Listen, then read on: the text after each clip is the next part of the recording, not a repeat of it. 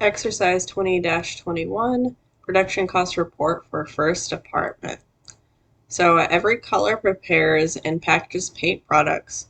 Every color has two departments, blending and packaging. And here we're going to be doing the production cost report for the blending department. That's the partial one right there. So direct materials are added at the beginning of the blending process, dyes, and at the end of the packaging process, cans. Conversion costs are added evenly throughout each process. The company uses the weighted average method. Data from the month of May for the blending department are as follows. So open up the data table here. So we're going to create a production cost report. So this is from our slides, and there's 4 steps. We're going to summarize a flow of physical units, which is right here in purple. So we had to figure out how many units were in process and then started in process, and then how many were transferred out and how many were left in the process that were incomplete. So over here it says, now remember this window is for just the blending department. And that's what we're doing here. We're just doing the blending department.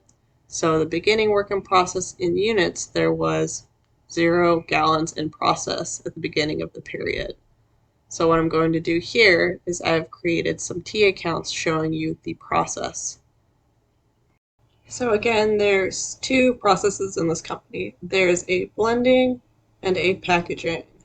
And for this problem, we're only doing the blending department. So materials, raw materials like paint, whatever the ingredients are for the paint and dyes, come from the raw materials, and they start in the work in blending process. And when they're doing blending, they go to the packaging process. So again, this problem, we're only doing the blending process here in the middle. So according to this, the beginning work in process was 0 gallons. So I put a 0 here, beginning balance in units. Started in production is this 9,000 gallons. So the units to account for, and let me show you another screenshot from our PowerPoint. The units to account for are beginning balance, and then the units added and the units accounted for are the ones transferred out and the ones that are still in the ending balance because they're not completed. So these two to account for, beginning plus additions, have to equal the units transferred out and the units left in the process incomplete.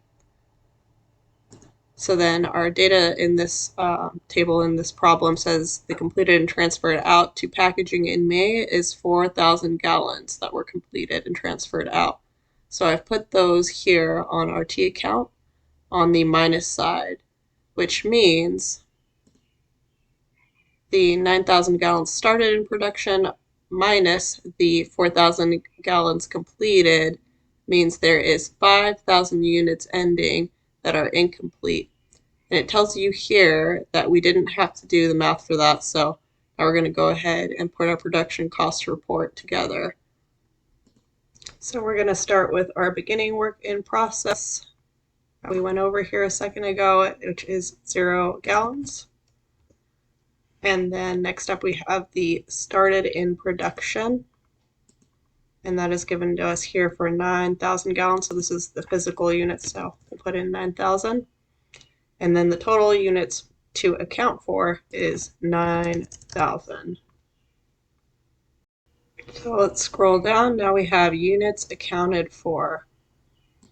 And these are the units that are leaving the process here. So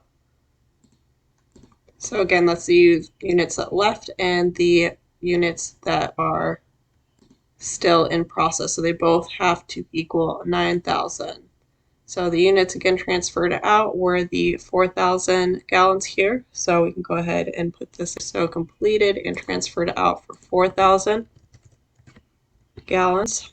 And then we have ending work in process. So let's go ahead and input that there. And so that's the 5,000 gallons that are left over.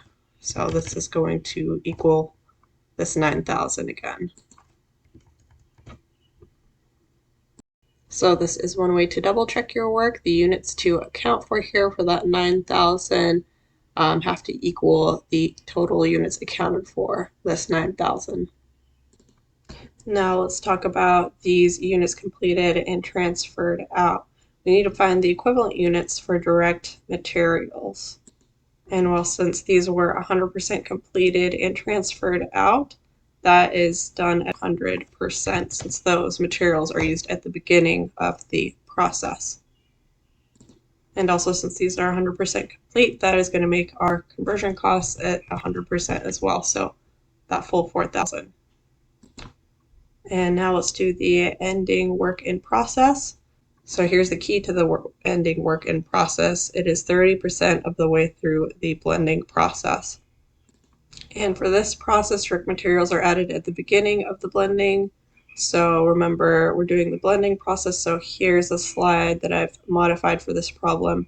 So here's the beginning, here's the end, direct materials added at the beginning, and these 5,000 units, which I get from right here, and the ending work in process. So these are the 5,000 gallons that are unfinished. And those are 38% of the way through the process. So how many of these 5,000 gallons, these units, have the direct materials added to them at the beginning? So that is going to be 100%. So all 5,000 gallons had direct materials added. And then for conversion costs, those are added evenly throughout the process. So we're looking at 30% of that 5,000. And so we can either get our calculator out or do this one in our head. But this is 1,500 is 30% of this 5,000. So then we need our total units accounted for. So this ends up being 9,000 again. This one ends up 5,500. So let's go ahead and make that small and check our answer. Well done. Okay. So now we've done the first two steps and we've summarized the flow of physical units. And then we've computed the equivalent units of production. So again, this is a slide from our PowerPoint and from a previous video. So this next step is to compute the cost per equivalent unit of production. So up here we figured out the units. Now we're going to figure out the costs. So here for requirement 2, it says compute the total costs of the units, gallons, A, completed and transferred out to the packaging department, and B, in the blending department ending work in process inventory. So complete the production cost report that you began in requirement 1 by calculating the cost per equivalent unit in this step, and then by calculating the total cost of units completed and transferred out, and of units in ending inventory in the following step. Complete all input fields, enter a 0 for any 0 balances. Round the cost per equivalent unit amounts to the nearest cent, and all other amounts to the nearest dollar. Abbreviation used, EUP, is equivalent units of production. So the first step we have to do here for the cost to account for is the beginning work in process. We'll go ahead and enter that in. And then we have the cost added during the period. So we'll enter that in here as well. So we are now going to consult our cost section here of our table. So the beginning work in process has a $0 balance. So we'll input that here. And that makes sense because let me scroll up a bit here.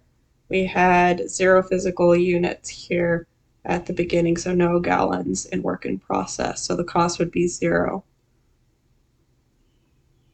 So next we've got to fill in the cost for conversion costs, and the total cost again for this is 0 because there was no work done at the very beginning of the period for the beginning work in process. And since they're all 0 here, the total cost is 0. And now we have to figure out the costs added during the period for direct materials.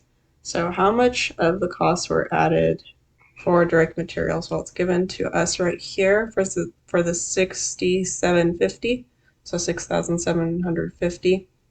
And we can input that here for direct materials. And next up, we're going to need conversion costs here for the costs added during the period. So remember now, conversion cost is direct labor plus manufacturing overhead. So we're going to go ahead and take the direct labor plus the manufacturing overhead allocated, and that is 3,300 total together. And we're going to input that here. And then we can go ahead and add the costs through for 10,050. So then these are going to be the total costs to account for. So I'm going to add these through. So 6,750 here, 3,300 here, and 10,050 here. And again, those total costs to account for are the beginning work in process plus the costs added during the period here. And then next up, we need to divide by total equivalent units of production. So that's what the UP stands for. So for this next part, make sure you get your columns correct. So notice this ending units of production. This is what we calculated up here. So this is for the direct materials. This is going to be this 9,000, and then conversion costs is going to be 5,500 here. So we will input those each there. So then the cost per equivalent unit of production for direct materials is going to be this 6,750 divided by 9,000. And then we're going to do the same here for conversion costs. So here's the math done for us. So the total cost to account for divided by the total ending units of production. And that's going to give us that cost per equivalent unit. So let's get that going. So first we have this one right here, 6,750 for the total cost to account for divided by the ending units of production, which is 9,000, and that gives us 75 cents for cost per equivalent unit here for the direct materials. And then for the conversion costs, that's going to be that 3,300 here divided by 5,500 ending units of production for conversion costs, and that is going to give us 60 cents of cost per equivalent unit. So let's go ahead and close out of our calculator and minimize this and check our answer. Well done. Okay, we have one more part here. So we have costs accounted for. So we're going to assign costs to completed units and the units in process. So really what we're trying to do here is figure out of the units that were transferred out, how much were their costs? And for the units that are still in the department, because they are 30% complete, how much costs are assigned to those? So that's what's really going on down here in this bottom part. So the way we do that is we're going to calculate the costs accounted for, the units completed and transferred out, and the ending work in process unit. So let's go ahead and input those labels. So we have completed and transferred out, and the ending work in process. So first of all, we're going to calculate the direct materials cost for the completed and transferred out units. So that's right here, direct materials completed and transferred out. And to do that, we have to figure out the equivalent units for direct materials, and those are the ones that were completed and transferred out. So direct materials completed and transferred out, if we take a look up here, were direct materials here 4,000 completed and transferred out. And then we're going to multiply that by this direct materials here, cost per equivalent unit, this 0.75. So that is going to be, so 4,000 times 0.75 costs per equivalent unit and that's going to give us 3,000. And then next up, we have to find completed and transferred out conversion costs.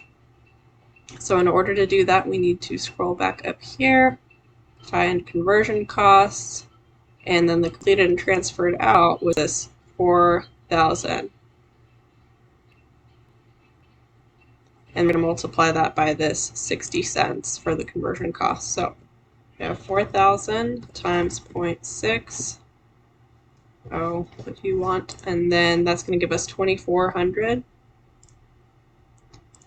we can add these through for the total costs here for completed and transferred out for 5,400. So that means for the units that were completed and transferred out, their total cost is 5,400. And now for this ending work in process, we have to figure out how much of the cost for those 5,000 leftover units that are left here in the ending work in process that are 30% complete cost. So we're going to take this number then, this 5,000 here for the direct materials, make sure we're in the right column, this 5,000, and then go down to direct materials here and multiply that 5,000 by that cost per equivalent unit of 75 cents. So there's 5,000 left over times 0.75. And that is going to give us 3,750 for the cost accounted for the ending work in process. And then we're going to go ahead and do the same here for the conversion cost. We're going to scroll back up. And it looks like the ending work in process, 1,500 in conversion costs right here. So we're going to take that 1,500 and we are going to multiply that by the 60 cents. So 1,500 times 60 cents, and that will give us $900 there for the ending work in process cost for the conversion cost. And then we're going to add our costs accounted for ending work in process. We're going to add these through the direct materials and the conversion cost to get total costs here, and that is going to give us 4,650. And then we can add these through here as well for the direct materials. So that's going to give us 6,750. This one is going to end up being 3,300. And this one will be 10,050.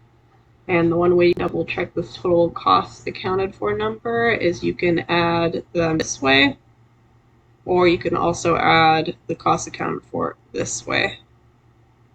So these numbers here are telling us these total costs is the completed and transferred out work cost us $5,400 to complete. And then that, again, that's those 4,000 units we completed. And then we have this ending work in process. So this is all of the units that are not complete. This is what they have cost us so far. So again, all of the direct materials plus the portion of the overhead, the 30%, that's going to be that 4,650. And so total costs accounted for all of that work so far is 10,050 in this whole blending department. And so let's go ahead and check our answer. Nice work.